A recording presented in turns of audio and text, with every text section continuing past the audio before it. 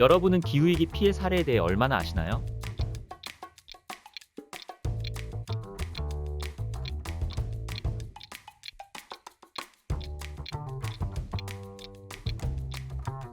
기후위기가 뭐길래 이런 피해를 주는 걸까요? 가장 큰 원인은 온실가스. 기후변화가 일어나면서 지구가 점점 뜨거워지고 있습니다. 기후변화랑 지구온난화는 같은 말 같지만 기후변화가 지구온난화를 포함하는 상위 개념입니다. 지구온난화는 기후변화의 유형 중 하나이죠. 전 세계에서 이상기후가 발생 중인데 집중호우, 낙뢰 증가, 폭설 등 많은 이상기후가 발생하고 있습니다. 기후에 관련된 용어들을 더 알아볼까요? 온실가스, 배기가스, 탄소 중립.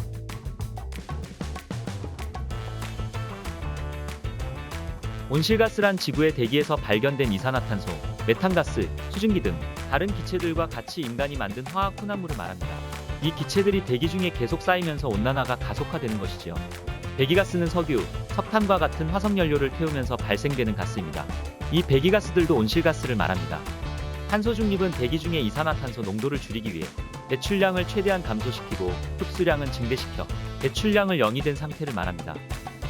이번엔 기후변화가 심해지면서 생긴 피해들을 알아볼까요?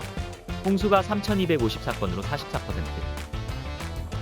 폭풍이 2043건으로 28%, 지진이 552건으로 8%, 이상기후가 432건으로 6%, 산사태, 가뭄이 각각 376, 338건으로 5%, 산불이 238건으로 3%, 화산이 102건으로 1%를 기록했습니다.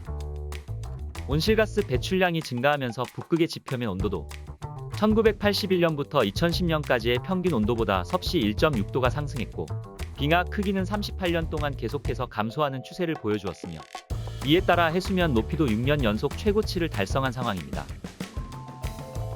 폭염, 열대야 일수도 과거와 비교해보면 0.5에서 0.7배 늘어나는 것을 볼 수 있네요.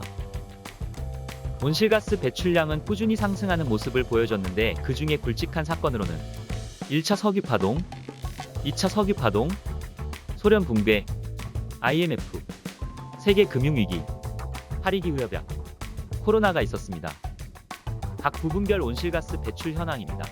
전환에서 37%, 산업 36%, 수송 14%, 건물 7%, 농수산 3%, 폐기물 2%, 기타 1%로 나타나네요.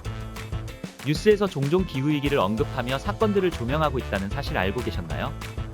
영상 처음에 나왔던 뉴스 소식들입니다. 이 소식들 모두 기후위기와 관련된 내용들이죠. 6도의 멸종이라고 아시나요? 1에서 6도 상승할 경우 인류가 겪을 기후재앙 시나리오를 묘사한 도서입니다. 1도가 오르면 가뭄이 곳곳에서 지속되고 킬리만자로의 만년빙이 사라집니다. 2도가 오르면 이산화탄소가 바다에 흡수되어 바다생물이 죽어가게 됩니다. 3도가 오르면 온난화가 가속화됩니다. 4도가 오르면 남극의 빙하가 붕괴되고 지중해는 살인적인 폭염과 가뭄을 겪습니다. 5도가 오르면 잦은 재난으로 자본시장이 붕괴되고 거주 가능 지역으로 피난민이 몰려 갈등이 발생합니다. 6도가 오르면 메탄하이드레이트가 대량 분출되면서 모든 생물체의 대멸종이 시작됩니다. 먼 미래가 아닌 가까운 미래에 정말 인류가 살 수 없는 환경이 될 수도 있을 것만 같은 이야기죠. 마지막으로 지구를 위해 할 수 있는 일을 알아볼까요? 개인, 기업, 국가로 나누어 살펴볼게요. 개인은 일상생활 속 재활용 실천하기. 가까운 거리는 걷기. 버스, 지하철 등 대중교통 이용하기. 기업은 아리백과 같은 캠페인에 참여하여 기업에 필요한 전력량의 100%를 친환경에너지원으로 전환하기가 있겠네요. 현재 아리백 참여 기업으로는 구글, 애플, 이케아, 나이키 등 다양한 글로벌 기업의 자발적인 참여로 진행 중입니다. 국가는 탄소 중립 실현을 위한 법률 제정하기, 제도 기반 구축하기가 있겠네요. 계속해서 지구는 기후변화와 그에 따른 해수면 상승이 가속화되고 있습니다. 임계점을 넘어서면 더 이상 인간이 막을 수 없는 사태가 됩니다. 우리 모두 노력해 지구를, 나아가 미래의 후손들에게 망가진 지구를 떠넘기지 말아요.